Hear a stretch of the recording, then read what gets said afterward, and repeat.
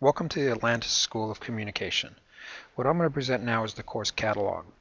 Notice the three pictures that I've presented here: Machu Picchu, Stonehenge, and Griffith Observatory. All three are observatories, and I think that's the message that I would like the Atlantis School of Communication to remember. That the role of education is to observe and report. So that if you think about all three of these, the idea is to gather information, present it to the community so that the community can be healthier. I see education as an observatory, and hopefully you'll see that that becomes clear as I move through the process. So the fundamental goal of the Atlantis School of Communication is twofold. One is provide you with an effective way to learn new stuff, and the other is to provide you with an effective way to assess your level of learning. And this is very important. I think it's very important in the sense that these two notions be kept separate. The ability to acquire new knowledge, the ability to actually learn new stuff, is separate from assessing how much we've learned. And as long as we can keep them separate, I think that the learning process can be more enjoyable and also save a lot of money in terms of not having to measure everything in a learning process, but only measuring the things that are important. Now, the way I want to do this is with two specific bullets. One is I want to put together a naturally coherent and integrated way to access the virtually unlimited amount of information available on the internet, what we call the cloud. And I think that that says it all. I want to develop a coherent, integrated way, and it has to be naturally coherent and integrated. It can't be forced. People have to just feel that it works. And I also want to develop, for the second bullet, an effective assessment process. Not only is it important to provide the tools with which to gather information, but we need some way to be able to measure how effectively we've learned that information.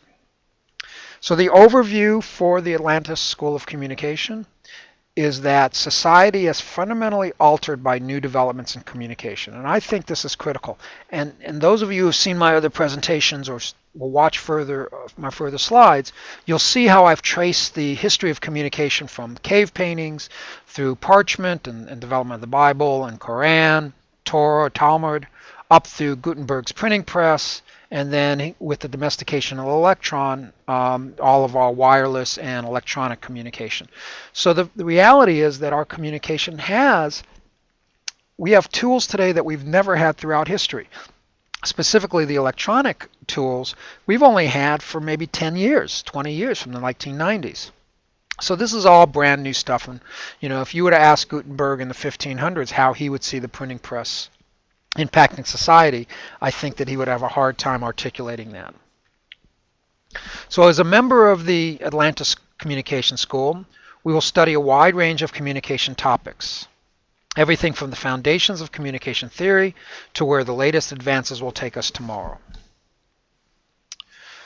We will explore biological, social, rhetorical, physical, technical, and organizational communication processes. In other words, to understand communication, you really need to look at all the different aspects of communication. Plus, it's one thing to study a thing, it's another thing to put it into practice. So hopefully the things we do here will allow us to put what we study into practice. And then finally, this I think is the most important. The goal of the ACS is an understanding of and an ability to manage communication, education, politics, management, marketing, in government and in non-government institutions alike. So when you look at what I'm trying to propose, we're going to see three broad areas of study. The goal is to improve communication. Now that's a broad term. There's a lot of different kinds. So I've broken it up into human communication. The goal is to improve human communication. They'll recognize that there could be communication that's machine-to-machine communication, which not is going to be a big area for me, but that might be something we do as a subset. There's telecommunications, and I've been in the telephone company for 40 years, so it's all the things I know about telephone companies. But that's important because communication now is a lot of mediated by telecommunications, so the more we understand how that mediation works the better. And then finally, media literacy. This was actually a term coined by Elizabeth Toman back in the 70s. And I think it's perfect and will cover things like broadcast and print journalism. In my view, these areas represent the core competency of the communication disciplines. In other words, within these three areas, human communication, telecommunication, and media literacy, you can develop the core competencies that are required to be successful in this industry. And ACS is designed to allow students to focus their academic experience on specific aspects of these areas of studies to best achieve their learning goals. In other words, these areas of study you can have, spend thousands and thousands, 10,000, 20,000, 50,000 hours studying this. In fact, many people study a lot of this stuff. There's a lot of stuff going on. You as an individual student obviously can't study everything. So you have to target, you have to focus, you have to filter out stuff you don't want. And so what we are designing in the ACS is a way for you to really target your learning in order to maximize the investment you make in time. We also have some research projects that are ongoing, how to make better decisions, how to improve political discussions, and finding optimal economic systems. So as a part of the ACS, not only are we teaching, but we're also trying to learn. And in fact, when you think about a university or any organizational system, it really serves two functions. One is to acquire new knowledge, and the other is teach existing knowledge to others. And we do have current courses that we offer. The LEAD Green Associate Exam Prep is one of our favorite courses. My wife teaches that one, Annette. And it's very successful if you know anything about LEAD. We also have some other courses on building a website and building web presence, improving interpersonal communication, improving team communication, effective presentations, and using email effectively. This list is dynamic and changes, and you should always check us online to see what courses are being offered and where. Now this is a picture, I'm not going to go over this right now, it's just to give you an idea of the total curriculum. So let me focus in on just some of the key points here.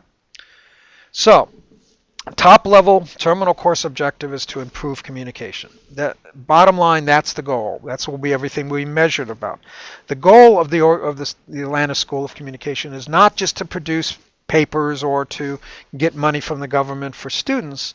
The goal is to improve communication, and both on the individuals that go through the program, but also as consultants to anybody outside the organization, either through academic papers, one-to-one consulting, or seminars. Now, as a general rule, I believe this to be across the board, to improve anything you need to know the natural laws of that thing. So one of the key areas of study here in the Atlantis School would be for improving communication is studying the natural laws of communication. So I've listed some of these here. Math and physics. There's a lot of math and physics to communication. That's very important. You have to understand the math and physics to know how to improve communication. There's electronics. And there actually is a lot of math. There's also wireless. To understand wireless communication, you have to understand physics. Well, to understand all of communication, you have to understand physics. And then also there's the linguistic aspect of the fundamental laws. So things like codes and grammar. A lot of work over the centuries on linguistics. Important for us to understand how people share language and how we communicate, and so that's an area of study that we need to go through. And then finally, biology. We communicate as people, and therefore our biology affects our communication. We need to study psychology, we need neuroscience, and we need neurolinguistics. So those are the fundamental laws of communication. It is not meant to be exhaustive at this point, but to give you an idea of the kind of things that we will be studying. Now, what I've done also is to go over some of the stars that we'll be studying in these areas. So like if I look at the math and physics, I'm going to study Shannon and Weaver, who has probably one of the most important books on the mathematical aspects of communication. There's also for wireless, we're going to talk about Marconi, we're going to talk about James Watt and Faraday.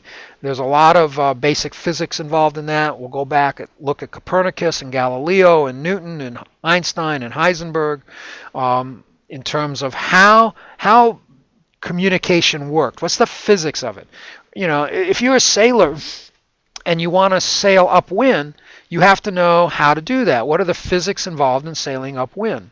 And so this is the same kind of thing. In terms of linguistics, we're going to study people like Chomsky and Howard Zinn, Webster, and any number of people that have been influential in understanding linguistics.